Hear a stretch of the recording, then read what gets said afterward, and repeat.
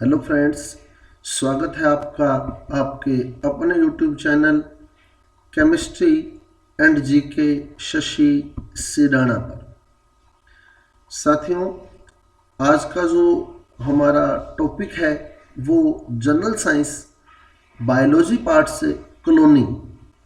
Cloning जो है वो एक प्रकार का अलैंगिक जनन, हम बोल सकते हैं क्लोनिंग को। जैव क्लोनिंग जो है, प्रजनक क्लोनिंग जो है वो अलैंगिक जनन है, जिसको हम आज डिटेल में पढ़ने वाले हैं।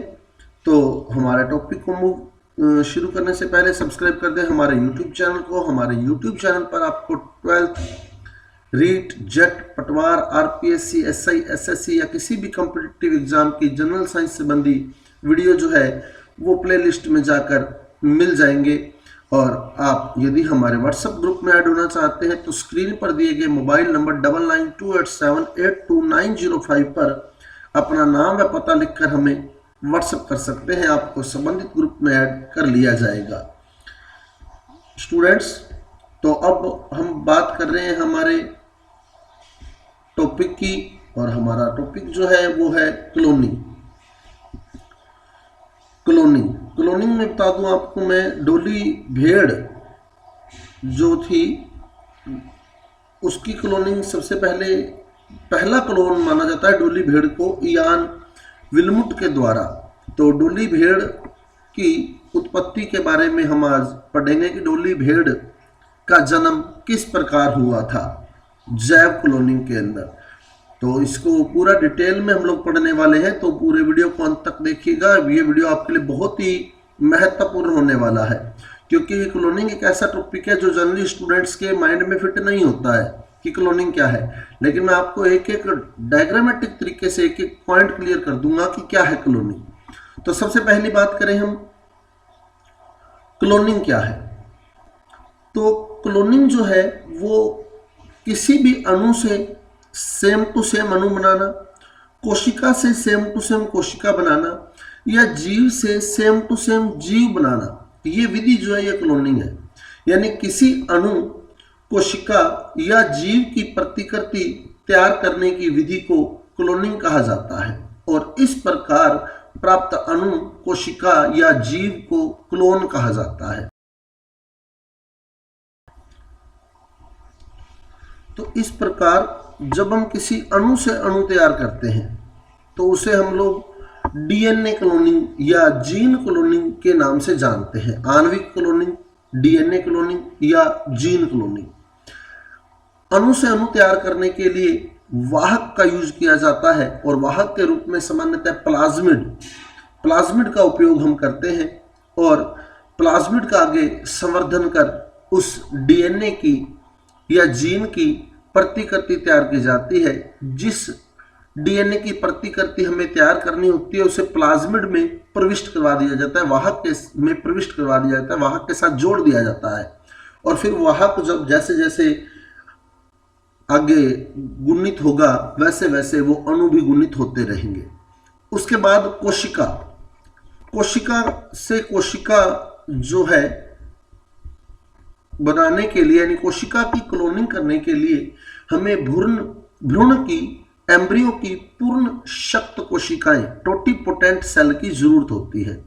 पूर्ण शक्त कोशिकाएं ऐसी कोशिकाएं हैं, पूर्ण शक्त समझते हैं आप लोग, टोटिपोटेंट यानी जिसमें पूरी शक्ति है। पूर्ण शक्त कोशिकाएं जिसमें पूरी शक्ति है, वो कुछ भी बना सकता है। तो भ्रूण से पूर्ण शक्त कोशिकाएं निकाली जाती हैं और उनका संवर्धन किया जाता है, और कोशिकाएं जुड़कर उत्तक बनाती हैं, और उत्तक जुड़कर अंग बनाते हैं। तो इस प्रकार कोशिका क्लोनिंग का उपयोग जो है वो उत्तक या अंगों के संवर्धन में किया जाता है। इसलिए इस क्लोनिंग को उपचारात्मक या जैव चिकित्सकीय क्लोनिंग भी कहते हैं। तो कोशिका से कोशिका का जो क्लोनिंग है वो उपचारात्मक या जैव चिकित्सीय क्लोनिंग, ऑर्गन ट्रांसप्लांट क्लोनिंग भी इसको बोला जाता है, ट्रांसप्लांटेशन क्लोनिंग। उसके बाद आता है जीव की प्रतिकृति तैयार करना, जीव से जीव बनाना। जीव से जीव की हूबहू प्रति बनाने के लिए हमें SCNT SCNT somatic cell nuclear transplant method का यूज करना होता है, जिसको आज हम डिटेल से समझने वाले हैं, क्योंकि हमारा जो टॉपिक चल रहा है वो अलैंगिक जनन, तो हम जीव उत्पन्न करने की विधि पढ़ेंगे। तो जीव की क्लोनिंग हम लोग पढ़ने वाले हैं, जिसे प्रजनक क्लोनिंग के नाम से जानते हैं। तो इसको पूरा डिटेल में पढ़ने वाले हैं हम लोग। तो देखते हैं आगे क्लोन की विशेषता, क्लोनिंग के प्रकार। तो क्लोनिंग के प्रकार, क्लोनिंग जो है वो 3 प्रकार की होती है, जैसा हमने पहले पढ़ा, अणु से अणु, जिसे हम डीएनए आणविक या जीन क्लोनिंग के नाम से जानते हैं। इसके लिए वाहक का उपयोग किया जाता है और वाहक के रूप में सामान्यतः प्लाज्मिड यूज किया जाता है। दूसरा आता है उपचारात्मक या जैव चिकित्सीय क्लोनिंग, जिसे हम ट्रांसप्लांटेशन मेडिटेशन या ट्रांसप्लांटेशन ट्रीटमेंट के नाम से भी जानते हैं। कोशिका से कोशिका तैयार करने की विधि है ये, और कोशिकाएं जुड़कर उत्तक बनाती हैं, उत्तक जुड़कर अंग बनाते हैं, और अंग जो है वो किसी पेशेंट के अंदर ट्रांसप्लांट करके उसका ट्रीटमेंट किया जाता है। उसके बाद तीसरी आती है जीव से जीव की प्रतिकृति तैयार करना, जिसे हम प्रजनक क्लोनिंग या जीव क्लोनिंग या जैव क्लोनिंग के नाम से जानते हैं। तो अब हम इसी प्रजनक क्लोनिंग के बारे में ही पढ़ने वाले हैं कि प्रजनक क्लोनिंग क्या है। लेकिन उससे पहले हम देख लें कि ये प्रजनक क्लोनिंग की किसने थी। प्रजनक क्लोनिंग जो है ये सबसे पहले की थी इयान विल्मुट। इयान विल्मुट 6 जुलाई 1996 स्कॉटलैंड एडिनबर्ग के रोजलिन इंस्टीट्यूट के अंदर 6 जुलाई 1996। तो इस प्रक्रिया में किसी जीव का क्लोन तैयार किया जाता है, और किसी जीव का क्लोन तैयार करने के लिए SCNT, जैसा कि मैंने पहले बताया था, सोमेटिक सेल न्यूक्लियर ट्रांसप्लांट, यानी कायिक कोशिका के केंद्रक का प्रतिस्थापन। सोमेटिक सेल यानी कायिक कोशिका, न्यूक्लियर यानी उसका केंद्रक हो गया, न्यूक्लियस हो गया, ट्रांसप्लांट यानी प्रतिस्थापन हो गया। तो कायिक कोशिका के केंद्रक का ट्रांसप्लांट उसमें किया जाता है, तो जिसको हम डिटेल में पढ़ने वाले हैं। तो प्रजनक क्लोनिंग की प्रक्रिया, डोली की उत्पत्ति। 6 जुलाई 1996 को रोजलिन इंस्टीट्यूट एडिनबर्ग स्कॉटलैंड के वैज्ञानिक डॉक्टर इयान विल्मुट तथा उसके सहयोगियों ने एक भेड़ का क्लोन तैयार किया, जिसे उन्होंने डोली नाम दिया। तो डोली का जन्म किस प्रकार हुआ उसकी अब हम डिटेल पढ़ने वाले हैं। प्रजनक क्लोनिंग, इसका पूरा प्रोसेस जो है हम लोग एक डायग्रामेटिक तरीके से क्लियर करने वाले हैं, फिर आपको आरेखीय निरूपण भी मैं इसका बता दूंगा। तो सबसे पहले 2 भेड़, जैसे पहले ये एक भेड़ ली गई, इस भेड़ की स्तन कोशिका, ये स्तन कोशिका दिखाई गई आपको ब्लू कलर में, और इसके अंदर केंद्रक, ये केंद्रक है उसका। और स्तन कोशिका क्योंकि एक कायिक कोशिका है, इसलिए इसका केंद्रक जो होगा वो द्विगुणित होगा, अर्थात उसके केंद्रक में 2n गुणसूत्र होंगे। जैसे हमारी कोशिका के अंदर 46 गुणसूत्र है, 23 जोड़े द्विगुणित गुणसूत्र है। ऐसे ही भेड़ के अंदर स्तन कोशिका, तो ये जो ब्लू कलर की आपको सेल दिख रही है, जिसमें ये रेड कलर का केंद्रक दिख रहा है आपको, तो ये स्तन कोशिका है जिसमें गुणसूत्र जो है वो द्विगुणित है। दूसरी भेड़ ली गई, इस भेड़ की अंड कोशिका, जिसे हम जनक कोशिका भी कह सकते हैं, तो ये जनक कोशिका है भेड़ की, और इसके अंदर जो केंद्रक है ये अगुणित होगा, क्योंकि अंड कोशिका एक जनक कोशिका है, अंडाणु है, और शुक्राणु और अंडाणु का जो निर्माण है, जैसा कि आप जानते हैं, अर्धगुणसूत्री विभाजन से होता है। तो उसमें गुणसूत्र जो होते हैं वो आधे रह जाते हैं, यानी द्विगुणित की बजाय अगुणित रह जाते हैं, जिसे हम n से लिखते हैं। द्विगुणित गुणसूत्र जो होते हैं वो 2n से लिखे जाते हैं। तो ये दूसरी भेड़ जिसकी अंड कोशिका में अगुणित गुणसूत्र है, जो येलो कलर में दिखाई दे रहा है, वो आपको इसका केंद्रक है। तो ये हो गई आपके पास अंड कोशिका, और इसमें जो केंद्रक है उसके गुणसूत्र जो है वो अगुणित है। अब क्या किया गया, पहली भेड़ से स्तन कोशिका बाहर निकाल ली गई और उसका केंद्रक ले लिया गया, स्तन कोशिका का केंद्रक, और दूसरी भेड़ कि अंड कोशिका को केंद्रक विहीन कर दिया गया। तो पहली जो भेड़ थी उससे तो केंद्रक निकाल लिया, गुणसूत्र निकाल लिया, द्विगुणित केंद्रक निकाल लिया उसका, और दूसरी जो भेड़ थी उसकी कोशिका को केंद्रक रहित कर लिया गया। अब इन दोनों पर हल्की वैद्युत तरंगें डाली गई जिससे ये दोनों आपस में जुड़ गए। तो हल्की वैद्युत तरंगों से जो अंड कोशिका थी उसके अंदर ये द्विगुणित केंद्रक जो आपको दिखाई दे रहा है वो प्रतिस्थापित हो गया, ट्रांसप्लांट हो गया। तो ये है SCNT यानी सोमेटिक सेल न्यूक्लियर ट्रांसप्लांट। अब देख लो क्या हुआ, इससे तो केंद्रक निकाल लिया गया, क्लियर, सोमेटिक सेल कायिक कोशिका का केंद्रक निकाल लिया गया और इस केंद्रक को इस कोशिका के अंदर, अंड कोशिका के अंदर ट्रांसप्लांट कर दिया गया।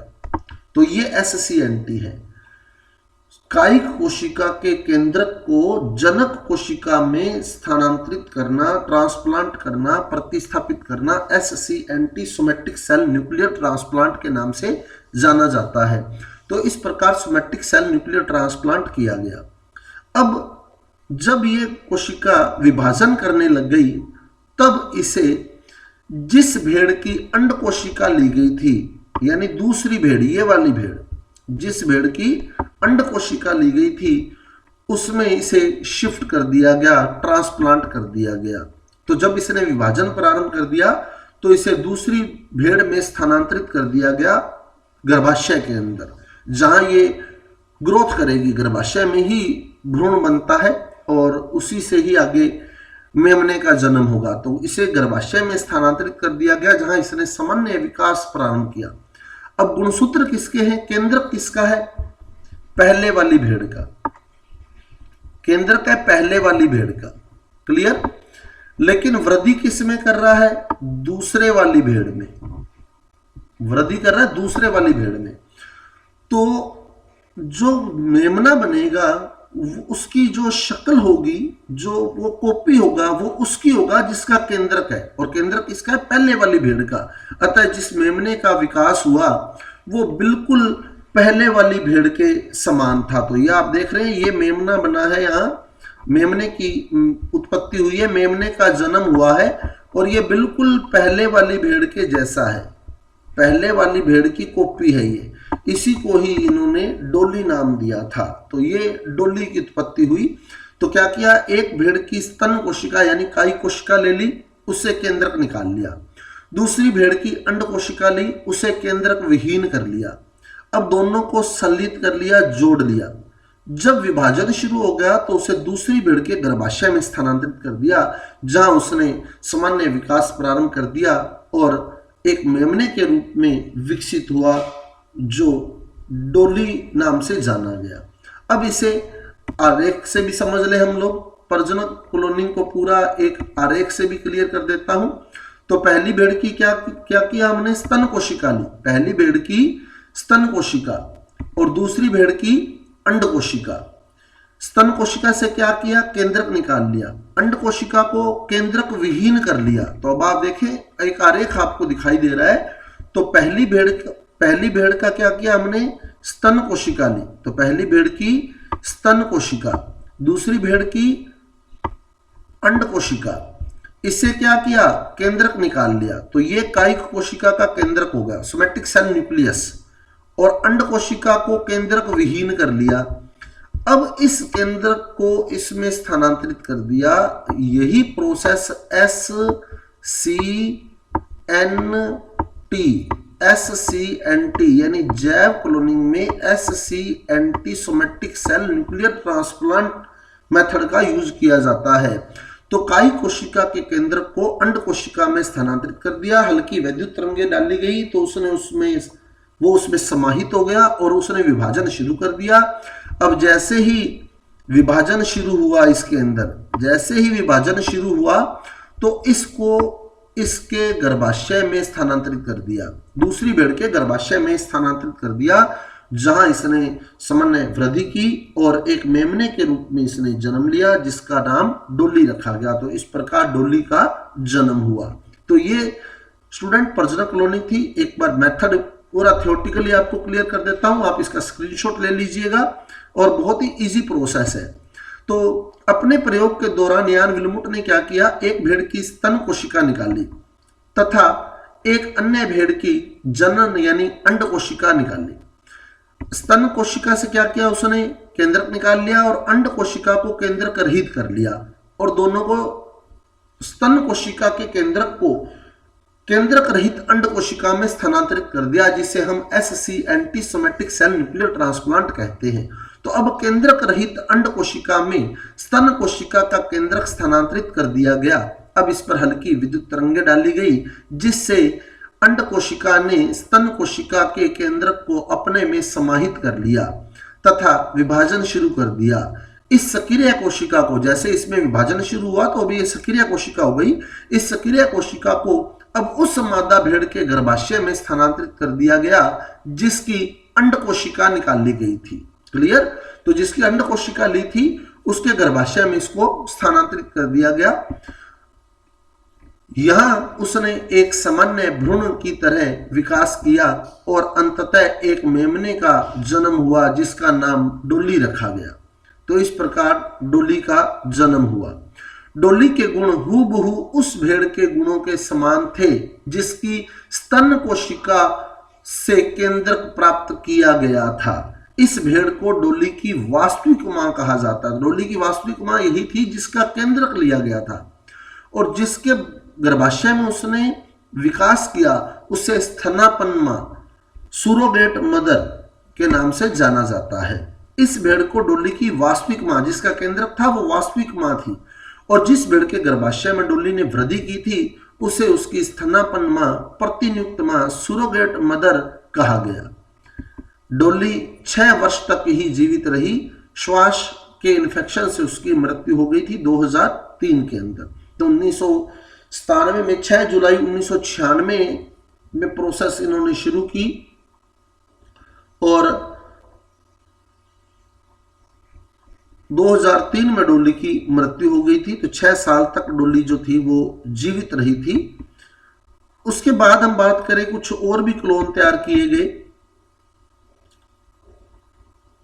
तो क्लोनिंग लैंगिक है या अलैंगिक है? पहली बात तो ये, क्लोनिंग लैंगिक है या अलैंगिक है? तो हमने देखा कि इसमें एक ही जनक यूज हुआ है, एक ही जनक यूज हुआ है जिसकी स्तन कोशिका निकाल ली गई थी, कायिक कोशिका निकाल ली गई थी।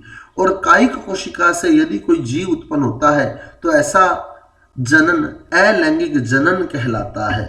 तो क्लोनिंग की क्रिया में कायिक कोशिका का उपयोग जनन हेतु किया जाता है, इसलिए क्लोनिंग को अलैंगिक जनन का भाग माना जाता है। तो यह बहुत ही महत्वपूर्ण बात है। क्लोनिंग जो है वो अलैंगिक जनन है।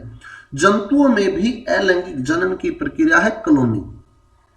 जो पूर्ण विकसित जंतु हैं जिनमें दोनों प्रकार के लिंग नर और मादा पाए जाते हैं, उनमें भी अलैंगिक जनन के लिए क्लोनिंग का यूज किया जाता है। तो अब इसके अलावा और कौन कौन से क्लोन तैयार किए गए हैं? डोली के अलावा और कौन कौन से क्लोन तैयार किए गए वो हमने देखने हैं। तो क्लोनिंग द्वारा विकसित प्रमुख जीव जिसमें लियोपोल्ड मेंढक 1950 में तैयार कर दिया गया था ये लियोपोल्ड मेंढक, लेकिन इसने ग्रोथ नहीं की थी इसलिए हम इसको नहीं पढ़ते। डोली 6 साल तक जीवित रही थी तो मेन काम जो था वो डोली से ही शुरू माना जाता है। उसके बाद लियोपोल्ड मेंढक के बाद माशा, मादा चूहा भी तैयार किया गया था, एक माशा, लेकिन वो भी ज्यादा जीवित नहीं रहा था। लेकिन उसके बाद समरूपा मादा भैंस, जो प्रथम मादा भैंस क्लोन के रूप में प्राप्त की गई थी, समरूपा। तो इनको सारों को हम 1 बाय 1 डिस्कस करने वाले हैं।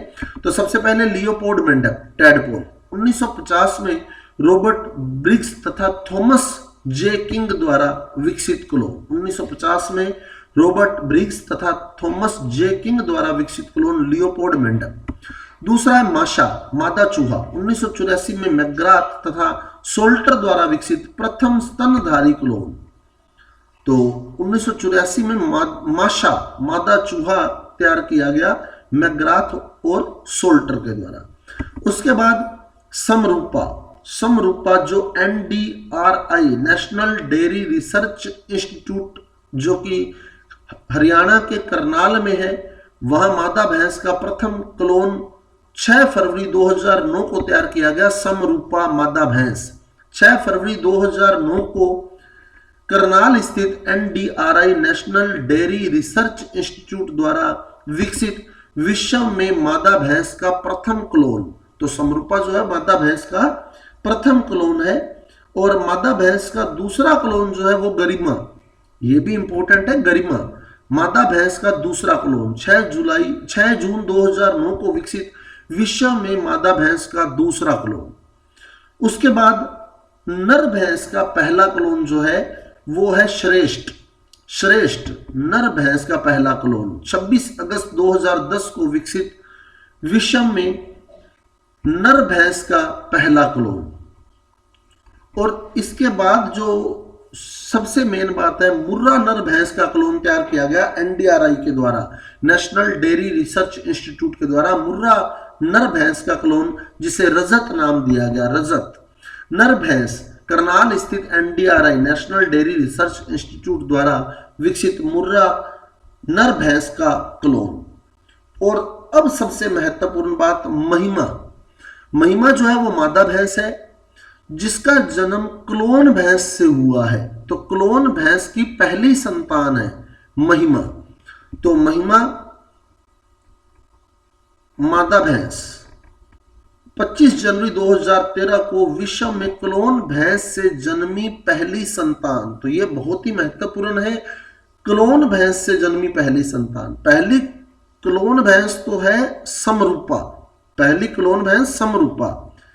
और पहला नर भैंस का क्लोन जो है वो है श्रेष्ठ। और संतति जो है क्लोन भैंस से जन्मी संतति जो है वो है महिमा। तो ये महत्वपूर्ण बिंदु थे कुछ क्लोनिंग के, और क्लोनिंग की पूरी प्रोसेस जो मैंने आपको क्लियर की है। तो स्टूडेंट्स, यदि आपको वीडियो अच्छा लगा है, समझ आया है, तो कृपया मेरे वीडियो को लाइक कर दीजिए, शेयर कर दीजिए और मेरे चैनल को सब्सक्राइब कर दीजिए। मिलते हैं अगले वीडियो के साथ। धन्यवाद।